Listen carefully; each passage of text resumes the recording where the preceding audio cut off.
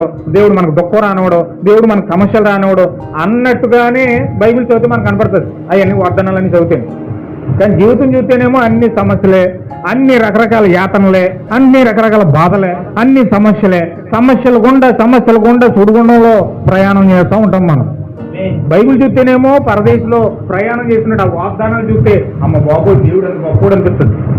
ఇన్ని వాగ్దానం మనకి ఇచ్చేసాడు, మనల్ని బంగారు వీధుల్లో నడిపిస్తాడంట, మనల్ని చాలా అద్భుతమైన సంతోషాన్ని సమాధానం కూడా దేవుడు తీసుకెళ్తాడంట అన్నట్టుగా బైబిల్ చదివితే కనపడుతుంది. కానీ జీవితాలు చూస్తేనేమో చాలా బాధాకరంగా, యాతన గుండా, చాలా ప్రయాసతోనూ, ఇబ్బందులతోనూ, కష్టాల కొలుములో జీవితం నడుస్తూ ఉంటుంది. ఏమాన్ హల్లెలూయా.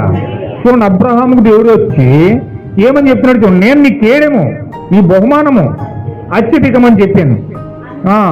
అందుకు అబ్రహాం అన్నాడు చూడండి, యెహోవా ఏంటి ప్రభువా నువ్వు కేడమంటున్నావు, బహుమానం అంటున్నావు, చాలా అద్భుతమైన వాగ్దానాలు మాత్రం నాకు చేసేస్తున్నావు, పాలు తేనెలు ప్రవహించి దేశం చూపిస్తున్నావు, అక్కడికి ప్రయాణం వెళ్తున్నావు అంటున్నావు. కానీ ఇక్కడ చూస్తేనేమో ఇవన్నీ నాకు ఇస్తే ఏంటి సుఖం, ఇవన్నీ ఇస్తే నాకేంటి, నాకేం ఉపయోగం ఇవి, నేనేమో ఇక్కడ ఫలించలేని వాడిగా ఉన్నాను. చదవండి అది, నేను సంతానము లేనివాడినై పోతున్నానే, దమస్కు ఎలియాజరు నా ఇంటి ఆస్తికర్త యగును కదా. అబ్రహాము యొక్క బాధ చూడండి, అబ్రహాము యొక్క వేదన చూడండి.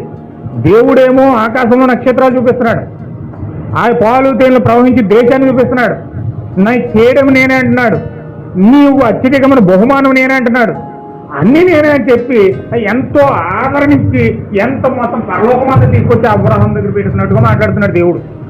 అక్కడ ఆయన మాటలు అలా ఉన్నాయి.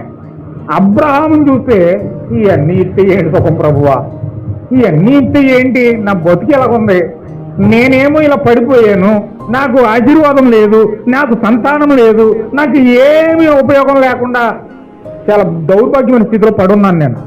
ఇవన్నీ ఇస్తే నేనేం తీసుకుని నాకు సంతానం లేదు ఇక్కడ.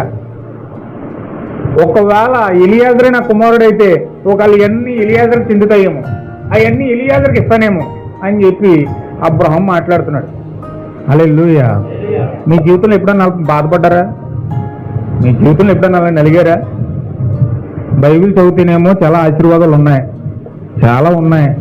ఏంటి ప్రభు ఇవన్నీ నేను ఎప్పుడు స్వాధీనం చేసుకుంటాను, నీ శత్రుల గవిని నువ్వు స్వాధీనం పరుచుకుంటావు అన్నాడు. నువ్వు అప్పిస్తావు కానీ అప్పు